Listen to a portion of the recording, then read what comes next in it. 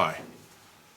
Today I'd like to talk to you guys about what we call chi or life force. So many of the comments on my YouTube site, some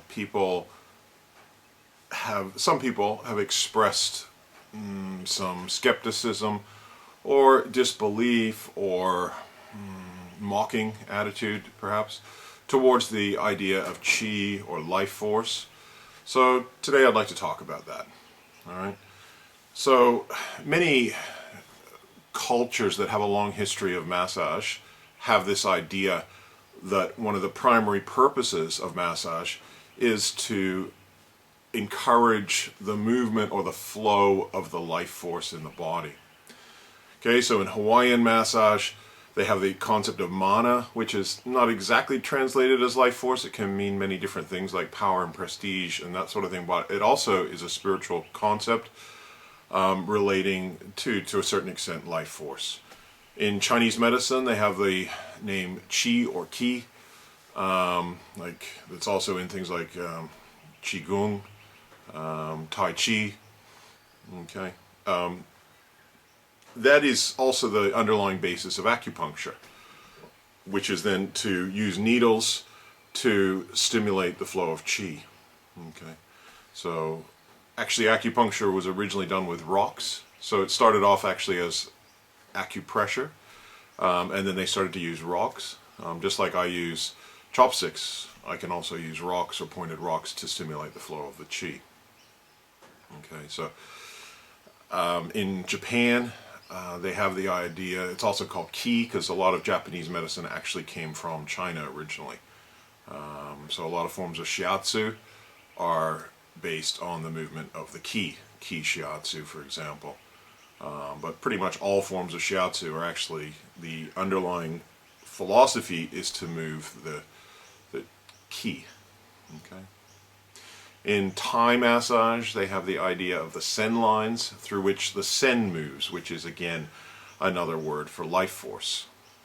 Again, a lot of these concepts are not completely and easily translated into English. Okay, you can see that bird, he agrees with me. Yeah, just kidding. In India, in Ayurvedic medicine, there's the idea of prana, okay, the life force which permeates, and there's 5 different types of prana, which I'm not going to go into right now.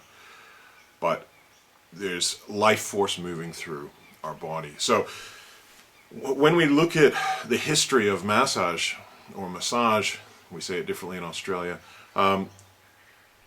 we can see that throughout the cultures that have a long history, virtually every culture has an idea of life force, actually. Massage, when it went to Europe and became Swedish massage, was taken by, I think his name was Persling. He went to India and China and brought the techniques over to Sweden, where it's called classical massage, and most of the rest of the world call it Swedish massage. But those techniques actually came from China and India. So basically, pretty much all, for practical purposes, all histories of massage in all the various cultures where it's been practiced have this underlying idea of that the goal of massage is to move a blockage in the life force.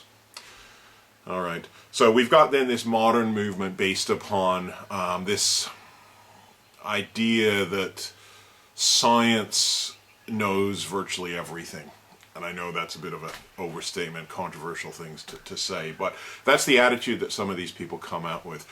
They believe that if science hasn't proved the existence of life force, then it doesn't exist. Instead of having a humble attitude towards science, which is that science doesn't understand everything, and science is a building block of trying to understand different things.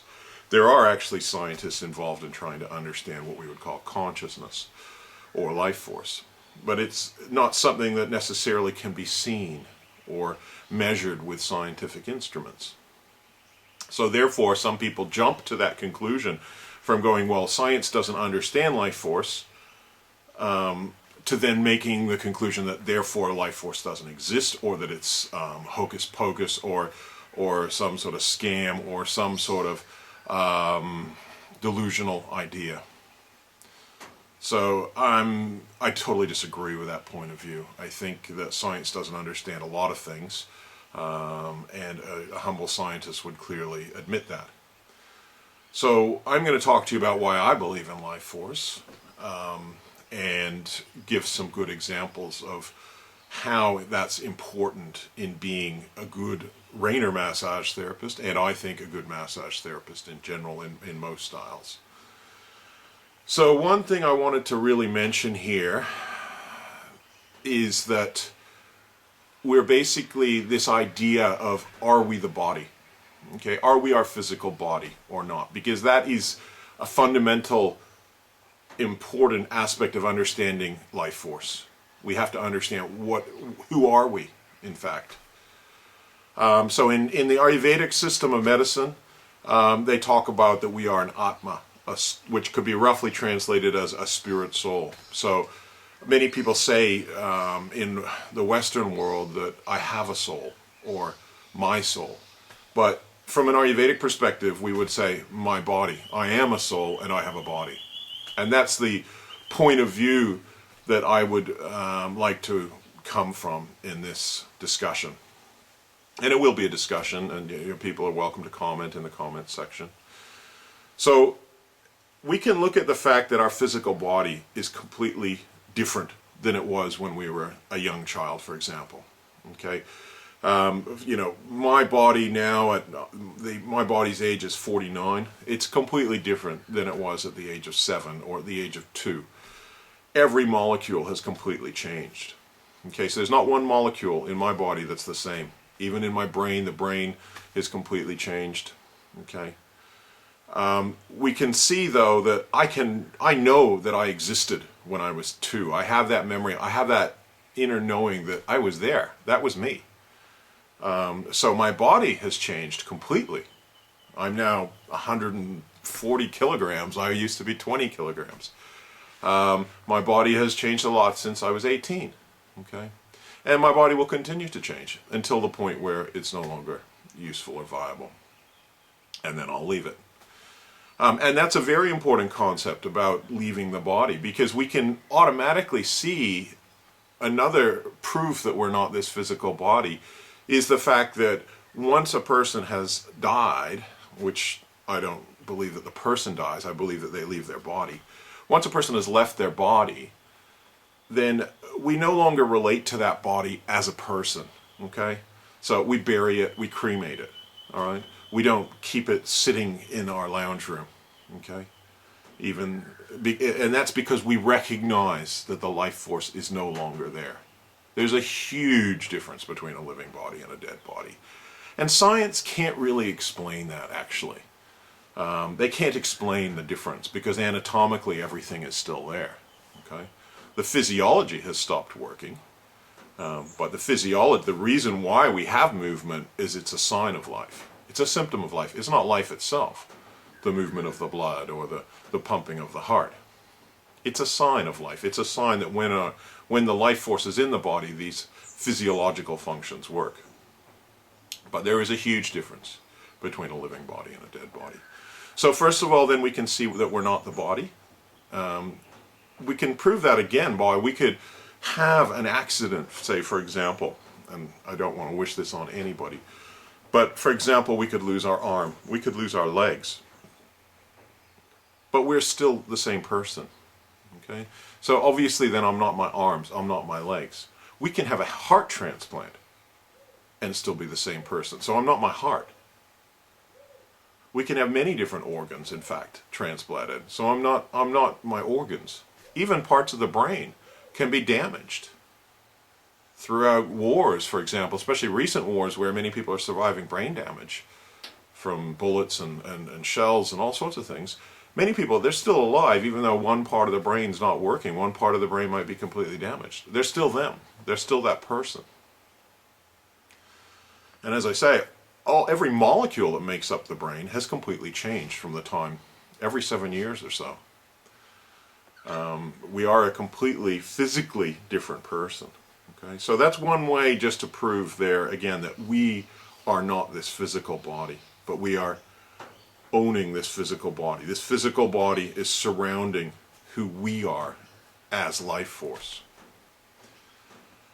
So once we understand who we are, that is a fundamental principle then to understanding what is the goal of massage. the goal of massage is then to help a person, not the body, but the person, feel better.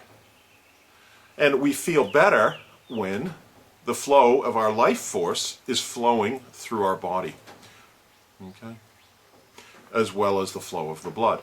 These are the two fundamental concepts of Chinese medicine, actually, qi and blood, or qi and blood. We want to get the flow of the blood moving, and we want to get the flow of the life force moving. And the breath helps get the life force moving, and good massage should get the life force moving. We don't massage dead bodies. There's no benefit to it. Of course, they don't pay us, but we don't massage a dead body because the living entity, the life force has left. All right? So there's even a thing called rigor mortis, where basically when a person dies, their body goes completely stiff. Okay? The life force, it's the movement of the life force, that dynamic process of the life force that keeps the person feeling alive. So that's what we're trying to do. We're stimulating the dynamic flow of life force with massage. And we can look at the fact that we have different layers in our body. Okay, we can have in Ayurveda they talk about the different layers being things like earth element. So we've got our earth element, which can be our most physical manifestation in our body, our bones, and to a certain extent our muscles, and different heavy physical structures of our body. Then we've got the water element, so our blood is partially water. We've got mucus in our body, that sort of thing, so liquids in our body. Then we've got fire, which is things like our metabolism. Okay, in Ayurveda they call it the Agni, the digestive fire. We've also got then air, which is some of what the pranas, the apana, the upana, the downward and upward moving airs, which are to do with breathing. Okay, also to do with a lot of our thoughts. When we have too much air, for example, in our head, we can become spacey. Even our English words like airhead, space cadet. The person's mind is just going too much, which can lead to insomnia and anxiety because they're not grounded. Then we have more subtle elements like mind, intelligence, false ego, which are there in Ayurveda too, which I can talk about at another time. But basically, from an Ayurvedic perspective and from a Chinese medical perspective, although they do differ, but there's a large amount of similarity underlying the basic ideas of who is a human being. We've got these different layers. So good massage can work on all these different layers. It can work on the earth, it can work on the fire, it can work on the water, it can work on the emotions, okay, in our subtle body. So in my next talk, I want to talk about something that follows on from this idea, which is that massage, good massage, is an art form, not just a scientific approach. An artist needs to be there because we need to perceive the life force in order to move it and to work with the human being. And in fact, even to relate to another human being, we need to perceive their life force. It's that paramount. So a massage therapist who doesn't understand that won't be able to actually have a deep connection or an empathetic connection, which is so important, with another human being. So I'm going to do that in my next talk. Thanks again.